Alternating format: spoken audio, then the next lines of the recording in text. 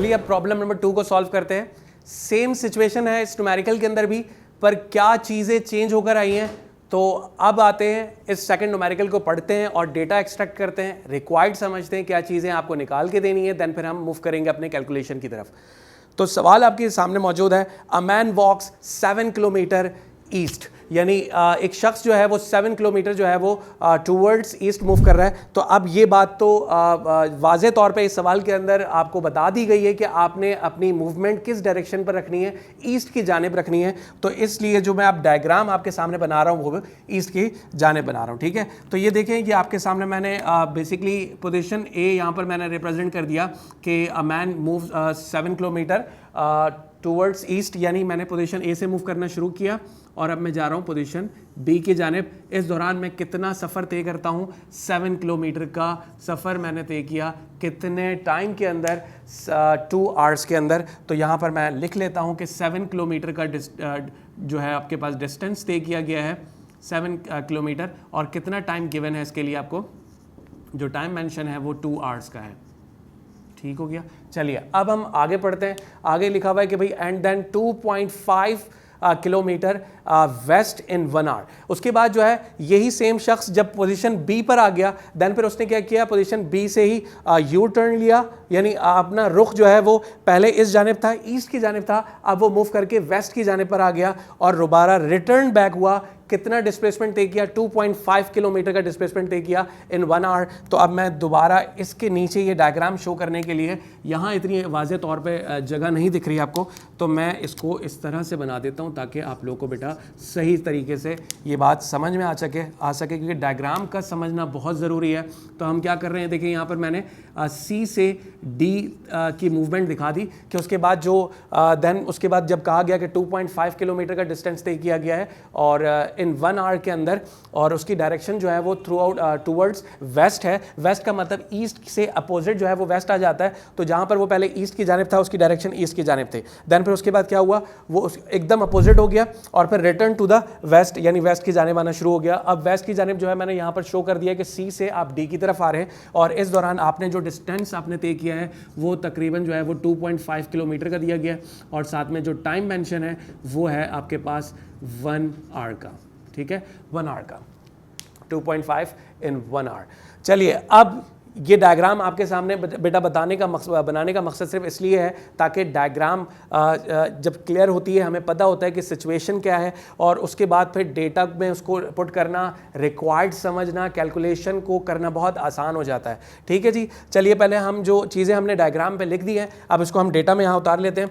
तो हमारे पास डेटा क्या बनेगा, स्टार्ट जब हमने सवाल को पढ़ना शुरू किया गया तो कहा गया था भाई 7 किलोमीटर का डिस्टेंस तय किया गया 2 आवर्स के अंदर। तो यहाँ पर मैंने लिख दिया भाई D1 यानी डिस्टेंस हमारे पास मौजूद है, D1 जो कि 7 किलोमीटर है और इस दौरान आपको टाइम कितना लगा, टाइम जो लगा आपको वो T1 से मैंने यहाँ दिखा दिया और 2 आवर्स का टाइम आपको लगा। ठीक है, उसके बाद जो है कहा गया कि जो है वो आप एकदम जो है वो घूम गए और अब आप वेस्ट की जानिब आना आपने शुरू कर दिया और आपने कितना डिस्टेंस तय किया, D2 आपको दिया गया है 2.5 किलोमीटर बेटा, और उसके लिए जो टाइम दिया गया है वो 1 आवर का दिया गया। ठीक है, अच्छा अब रिक्वायर्ड क्या है, चलिए अब रिक्वायर्ड की तरफ जाते हैं और सवाल को मज़ीद आगे पढ़ते हैं और समझते हैं कि बेटा हमें निकालना क्या है। तो रिक्वायर्ड आपके पास ये है कि what is the man's average speed for the whole journey. Same वही बात कि दोबारा आपने होल जर्नी की टोटल एवरेज स्पीड निकाल के देनी है और पार्ट बी के अंदर what is the man's average velocity for the whole journey,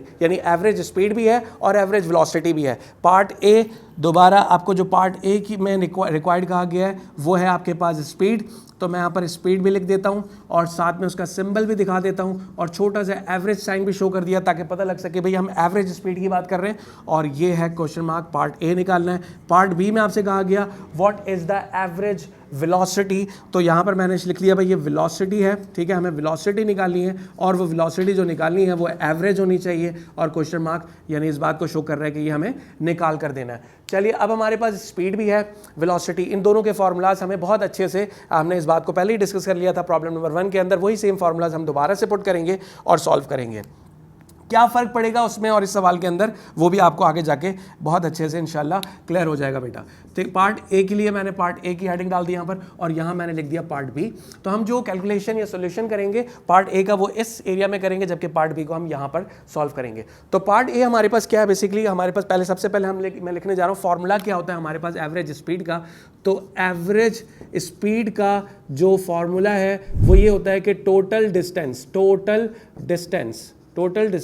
divided by total time. ठीक है, total distance divide by total time. तो क्या डिस्टेंस दिया गया था बेटा, आपसे कहा गया था 7 किलोमीटर D1 दिया गया था। इस दौरान जो टाइम आपको दिया गया वो 2 आवर्स का था। तो मैं क्या करूंगा, देखें हमारे पास पार्ट ए यानी फ्रॉम ए टू बी जब हमने मूव किया, डायग्राम में देखें आपको वाजे क्लियर हो जाएगा। इसमें डिस्टेंस आपको दिया गया 7 किलोमीटर का, और उसके लिए जो टाइम दिया गया है वो है आपके पास 2 आवर्स का। देन फिर उसके बाद आपने क्या किया, उसके बाद आपकी डायरेक्शन एकदम अपोजिट हो गई, और फिर उसके बाद आपने क्या किया, बेसिकली आप जो है फ्रॉम सी टू डी आपने मूव किया, और डिस्टेंस इस दौरान आपके पास कितना था 2.5 किलोमीटर का, और टाइम कितना लगा 1 आवर का। तो मैंने टाइम यहाँ पर शो कर दिया भाई, 1 घंटा मजीद हमें दिया गया, और 1 घंटे के लिए हमसे कहा गया कि भाई 2.5 किलोमीटर आपने डिस्टेंस मजीद तय करना है, वो टूवर्ड्स वेस्ट उसकी डायरेक्शन होनी चाहिए। सिंपल, अब कैलकुलेशन कर लें बेटा। देखें 7 + 2.5 क्या होता है, 7 + 2.5 करें तो 7 + 2 जो है वो 9.5 हो जाएगा।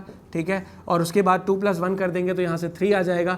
अब इसे अगर सॉल्व करेंगे तो 3 × 1 = 3, और उसके बाद जो है वो 3 × 9 हो जाएगा। और फिर उसके बाद आप इसको मज़ीद सॉल्व कर सकते हैं, 3.2 करके कुछ आ रहा है। तो ये आपका आंसर यहाँ से दे रहा है तकरीबन 3.2। ठीक है जी, 3.2। सिंपल कैलकुलेटर यूज़ करने की इजाज़त वैसे भी एग्जामिनेशन बोर्ड में होती है, तो इसके लिए परेशान होने की ज़रूरत नहीं है। और थोड़ी सी प्रैक्टिस आप लोगों की वैसे भी होनी चाहिए, जो बेसिक्स हम पढ़ के आए हैं, छोटी छोटी क्लासेस के अंदर ये सब चीज़ें हम सॉल्व कर रहे होते हैं। ठीक है, तो मैंने यहाँ पर डायरेक्ट वे में करा दिया, 3 × 1 = 3 और 3.2 = 9.5 होता है। तो इस तरह हमारा आंसर जो है वो 3.2 आएगा। अब यूनिट यहाँ पर लिखना ज़रूरी है बेटा। यूनिट जो है वो टोटल डिस्टेंस अपॉन टाइम होगा। तो आपके पास डिस्टेंस का यूनिट जो है वो किलोमीटर में गिवन था, जबकि टाइम आपके पास आवर्स में गिवन था। तो 3.2 किलोमीटर पर आर आपका ये यहाँ से सॉल्व होकर रिजल्ट आ जाएगा। अब चले पार्ट बी के अंदर हमसे कहा गया था सेम वही कहानी, यानी अब आपको क्या करना होगा, एवरेज वेलोसिटी निकाल के देनी है। एवरेज वेलोसिटी के फॉर्मूले में क्या चेंजेस आती हैं, सिंपल, जहाँ टोटल डिस्टेंस था वहाँ पर आपके पास टोटल डिस्प्लेसमेंट आ जाएगा। ठीक है, तो यहाँ पर मैं उतार रहा हूँ सिंपल, हमारे पास इस वक्त कहानी जो है वो ये है कि एवरेज वेलोसिटी निकालनी है बेटा। तो एवरेज वेलोसिटी निकालने का जो फॉर्मूला होता है वो होता है टोटल डिस्प्लेसमेंट।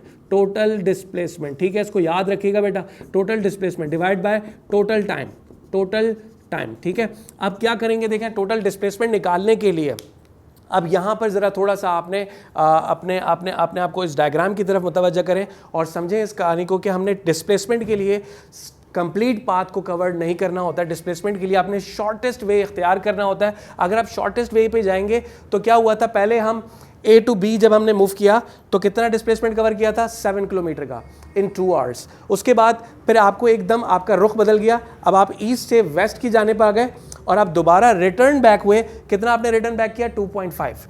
तो यहाँ पर आपका जो डिस्प्लेसमेंट कंसिडर किया जाएगा वो 7 में से 2.5 को हम माइनस कर लेंगे, जो रिमेनिंग डिस्टेंस आपके डिस्प्लेसमेंट बचेगा वो डिस्प्लेसमेंट कंसिडर किया जाएगा, क्योंकि शॉर्टेस्ट वे आपने कंसिडर करना है यहाँ पर। तो आप क्या करोगे, जो टोटल डिस्प्लेसमेंट की बात की गई यहाँ पर टोटल से मुराद आपने क्या करना है, 7 को माइनस करवा देंगे हम 2.5 से।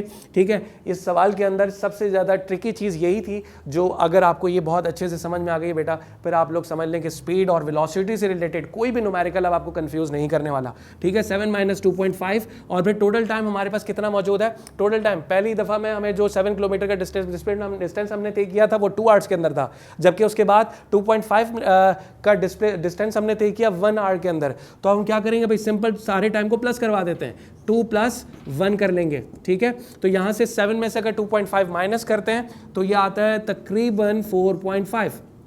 ठीक है, और 2 + 1 कर लेते हैं तो ये आपका आ जाता है 3। अब आप इसको कैंसिल आउट करेंगे तो यहाँ से जो आपके पास रिजल्ट आ रहा है वो तकरीबन आ रहा है 1.5 व्हाट